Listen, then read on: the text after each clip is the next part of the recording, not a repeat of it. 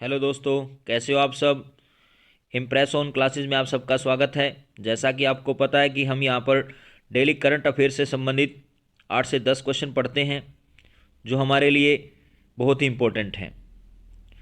Current affairs पढ़ने से पहले हम सबसे पहले मोटिवेशनल कोट पढ़ते हैं।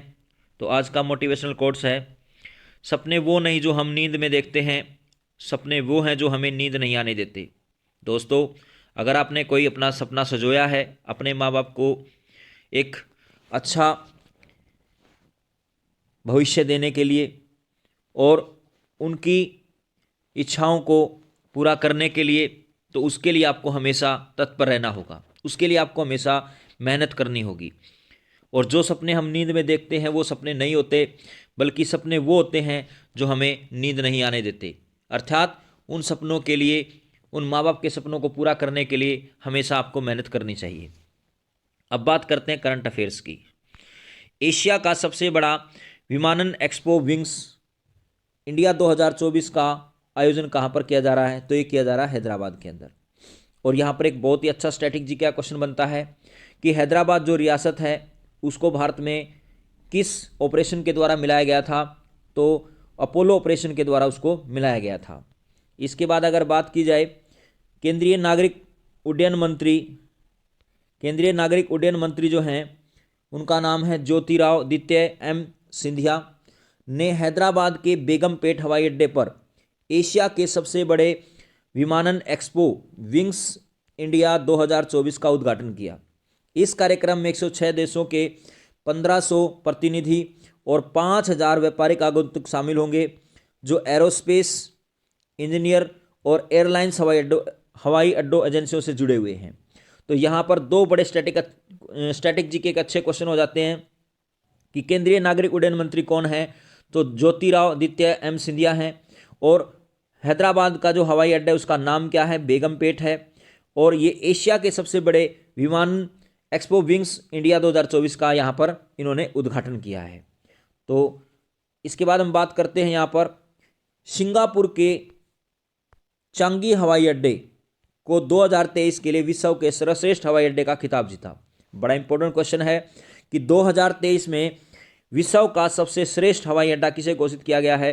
तो सिंगापुर के चांगी हवाई अड्डे को सर्वश्रेष्ठ हवाई अड्डा घोषित किया गया है।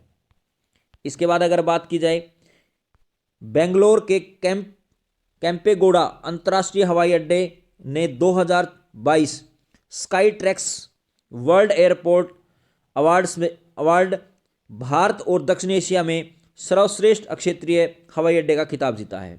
यानी अगर बात की जाए तो 2022 में sky tracks world airport award से किस हवाई अड्डे को सम्मानित किया गया है? तो वो है बेंगलोर का कैंपेगोड़ा अंतर्राष्ट्रीय हवाई अड्डा। ये भारत का नहीं बल्कि दक्षिण एशिया का भी सर्वश्रेष्ठ हवाई अड्डा माना जाता है। इसके बाद अगर बात की जाए, भारत का पहला अंतर्राष्ट्रीय हवाई अड्डा कौन सा है? तो भारत का पहला अंतर्राष्ट्रीय हवाई अड्डे का नाम है इंदिरा गांधी अंतर्राष्ट्रीय हवाई अड्डा। इसके बाद अगर बात की जाए, एशिया का सबसे बड़ा airport King Fahd international airport जो सऊदी अरब में स्थित है। फहद एयरपोर्ट एशिया का ही नहीं बल्कि दुनिया का भी सबसे बड़ा एयरपोर्ट है। इसका कुल क्षेत्रफल है 7766 हेक्टेयर। इसके बाद अगर बात की जाए, भारत का सबसे बड़ा हवाई अड्डा की बात की जाए तो इंदिरा गांधी अंतर्राष्ट्रीय हवाई अड्डा है। और सबसे छोटा हवाई अड्डे की बात की जाए तो उज्जैन हवाई अड्डा है मध्य प्रदेश के अंदर। इसके बाद अगर बात की जाए, एयरपोर्ट काउंसिल के मुताबिक अटलांटा एयरपोर्ट दुनिया का सर्वश्रेष्ठ व्यस्त एयरपोर्ट है। यहां साल 2022 में 9.36 करोड़ लोगों ने यहां पर आप कह सकते हैं यात्राएं की। बड़ा इंपॉर्टेंट क्वेश्चन है कि दुनिया का सबसे व्यस्त एयरपोर्ट कौन सा है? तो उसका नाम है अटलांटा एयरपोर्ट। इसके बाद अगर बात की जाए, विश्व आर्थिक मंच भारत के किस राज्य में स्वास्थ्य देखभाल के लिए और जीवन विज्ञान पर आधारित केंद्र स्थापित करेगा? विश्व आर्थिक मंच भारत के किस राज्य में स्वास्थ्य देखभाल और जीवन विज्ञान पर आधारित केंद्र स्थापित करेगा? तो यह करेगा तेलंगाना के अंदर। तेलंगाना की राजधानी क्या है? अगर बात की जाए तो हैदराबाद है। और उत्तर प्रदेश की राजधानी लखनऊ को नवाबों का शहर कहा जाता है।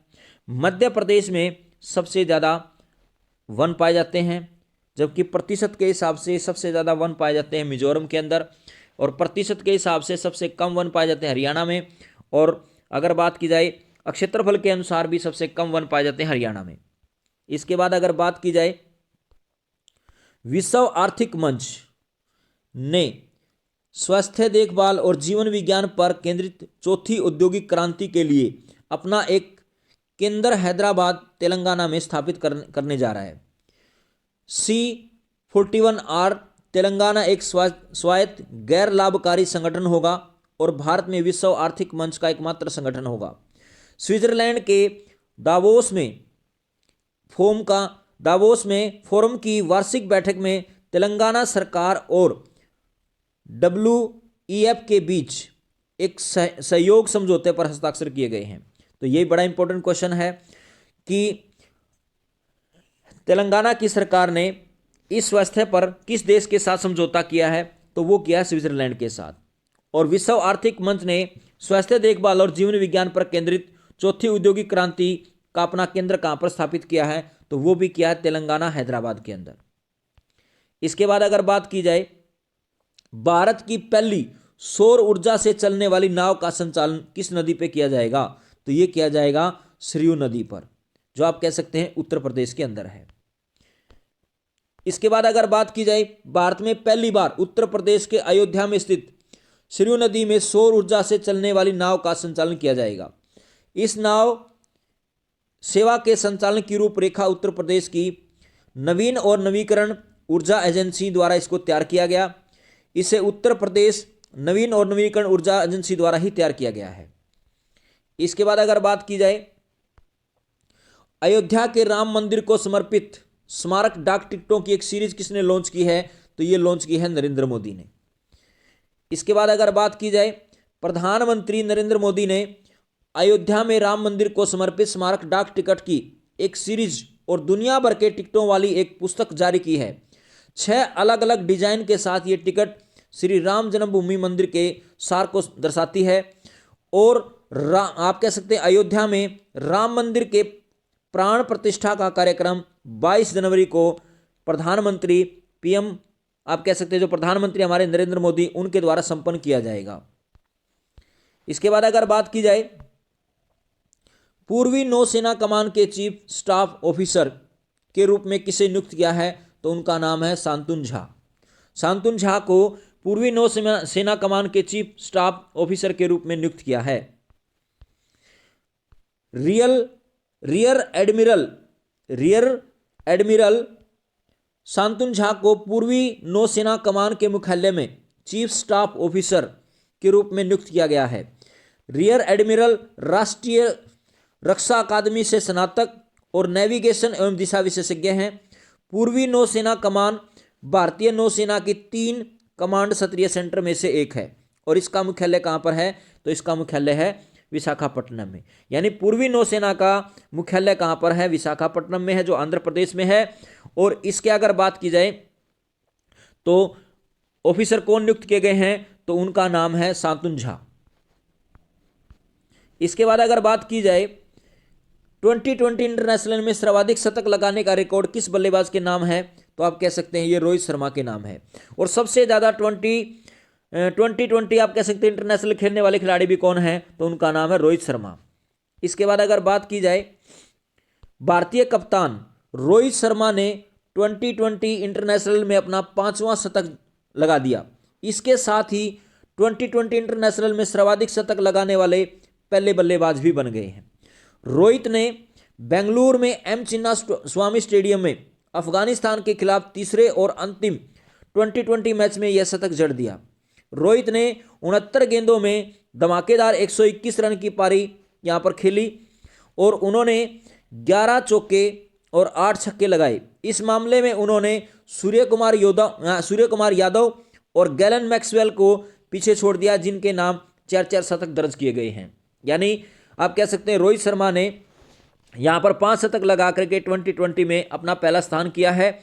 और इन्होंने सूर्य कुमार यादव और ऑस्ट्रेलिया के खिलाड़ी गैलन मैक्सवेल का रिकॉर्ड इन्होंने तोड़ दिया, जिनके नाम 4-4 शतक यहां पर हैं।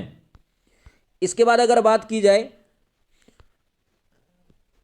द्विपक्षीय श्रृंखला के लिए आईसीसी द्वारा नियुक्त पहली निष्पक्ष महिला अंपायर कौन होगी, तो उनका नाम है स्यू रेडफर्न। ये इंग्लैंड की आप कह सकते हैं खिलाड़ी रही हैं, और ये स्यू रेडफर्न जो हैं द्विपक्षीय श्रृंखला के लिए आईसीसी द्वारा पहली निष्पक्ष महिला अंपायर यहां पर नियुक्त की गई हैं। अंतर्राष्ट्रीय क्रिकेट परिषद ने द्विपक्षीय श्रृंखला के लिए पहली महिला तटस्थ अंपायर के रूप में स्यू रेडफर्न को चुना है। उन्हें ऑस्ट्रेलिया और दक्षिण अफ्रीका के बीच आगामी आईसीसी महिला चैंपियनशिप और 2020 मैचों के लिए नामांकित किया है। रेडफर्न ने इंग्लैंड के लिए खेला है और उन्होंने कई विश्व कप में यहां पर भाग लिया है। दोस्तों, अगर आपको ये वीडियो अच्छी लगी हो तो हमारे चैनल को सब्सक्राइब करें, ज़्यादा से ज़्यादा लाइक करें, शेयर करें, कमेंट करें और अपने माता पिता का सम्मान करें, सैनिकों का सम्मान करें। हमेशा खुश रहें और मुस्कुराते रहें। धन्यवाद।